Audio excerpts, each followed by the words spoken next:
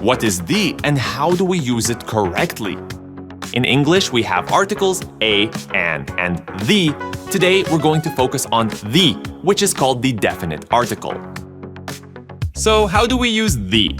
We use the when we're talking about something that is specific, unique, or known to the listener. Let's look at a few examples. The sun. There is only one sun that we all know, so we say the sun. It's unique. For example, the sun is the center of our solar system. The book. If I say pass me a book, it could be any book. But if I say pass me the book, I'm talking about a specific book. Maybe the one we were discussing earlier. For example, I'm reading the book you recommended. The president. We use the when referring to titles of people in specific roles, especially when there's only one in a given context. For example, the president is speaking at the event today. Now let's talk about when we do not use the. Here are a few key rules. Generalizations. When we speak about things in general, we don't use the. For example, cats are great pets. We mean all cats, not specific ones.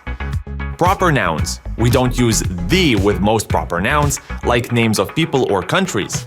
For example, I visited France last summer, not the France. Exception.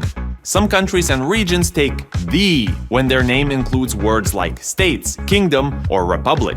For example, the United States or the United Kingdom. Languages and sports. We don't use the when talking about languages or sports. For example, I speak English, not the English. They play football, not the football. He is learning Spanish, not the Spanish. There are some specific uses of the, such as when we use it with superlatives and groups. Superlatives. When we use superlative adjectives, we always use the. For example, this is the best restaurant in town. She is the smartest student in the class. Inventions and groups. We use the with inventions and groups of people. For example, the telephone was invented in the 19th century.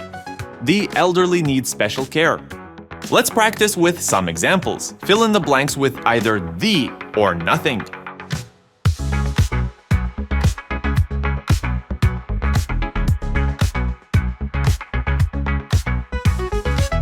The Eiffel Tower is in Paris. I love watching football.